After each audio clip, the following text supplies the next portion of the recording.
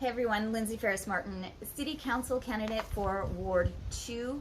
For many of you doing your research, you might be wondering why it is that I decided to run for City Council this election year, especially since I have never had a political aspiration ever in my life before this moment. I wanted to share with you the reason why. I have some notes. If I look down, please forgive me for referencing them. I just want to make sure that I don't miss anything of importance because we got a lot of important information here. In June of this year, my husband and I were interviewing our third realtor in order to sell our house. Why were we interviewing so many realtors?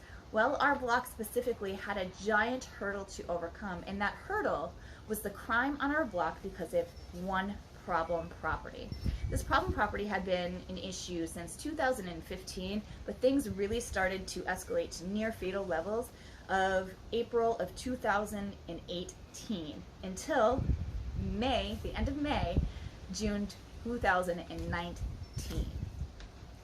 We needed a realtor who would be able to overcome the crime objections on this block skillfully. We wanted to move so that my 7-year-old, well now she's 8 as of September, would have at least one opportunity to ride her bike carefree around the block so that she could play in her front yard without the risk of encountering one of the many people who walked by high and under the influence of meth, and so that she wouldn't have to worry about dodging bullets in her own front yard through drive-by shootings. After all, someone pointed out to me that we only get about 18 summers with our children to be carefree. And we're about that halfway mark with my daughter, and she's never been able to experience the true essence of a carefree childhood. This year, she learned what to do if she hears gunshots, and how to identify someone under the influence of drugs and different ways she can keep herself safe. She's 8 years old. My neighbors and I were victimized by a problem property that the St. Paul Police Department deemed the top 20 most problematic properties in all of St. Paul.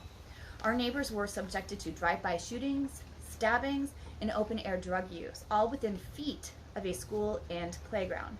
We fought tirelessly 24/7 for 10 months with the St. Paul Police Department to get rid of our problem properties.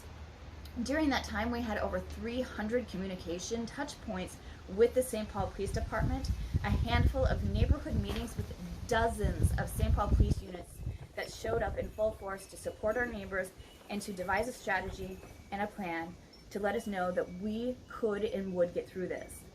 We had little to no contact with our council member when we went to seek, so much so that we actually went to seek other council members for advice and for help, and to engage or enforce any one of the 6 strategies or steps listed on the city website on how to get rid of problem properties. Not one was ever enforced, and we didn't have any support from our city leaders regarding our problem property issues and our public safety issues. Not one of those ordinances were ever implemented. In fact, our city council member allowed for tax and fine forgiveness that actually went directly against several of these steps. Our council member told us that it would take an average of 7 to 10 years to get rid of a problem property. Given how we had little to no response and absolutely zero action from our council, and not one step enforced, I could see how that would be true. But our neighbors didn't have that kind of time, and every hour that ticked by and every day that went by, we were in danger. With our neighbors working together in concert with the St. Paul Police Department, we shut down the problem property in 10 months. But it was too late. 10 of my neighbors moved out and put their houses on the market. The lack of support from our city leaders and their blatant disregard of our right to live in a safe community was appalling. My neighbors were exhausted. They were even more infuriated when we had to pay for a new trash system, additional assessment fees for the damage the new truck did on our alley, and the increasing taxes with unmatched services to justify the increase. Collectively, these neighbors had lived on the west side for 250 years. They invested in their homes, their neighborhood, their community, and looked out for their neighbors and supported our local businesses. To lose them was a huge loss to St. Paul. I worked tirelessly to return my neighbor back to the safe place it was when we moved here in 2009. But the rest was out of my control, I couldn't blame my neighbors for leaving, even though I fought so hard to keep them here. The driving forces I couldn't control were a direct result of the work done, or not done, by our council members over the last 4 years.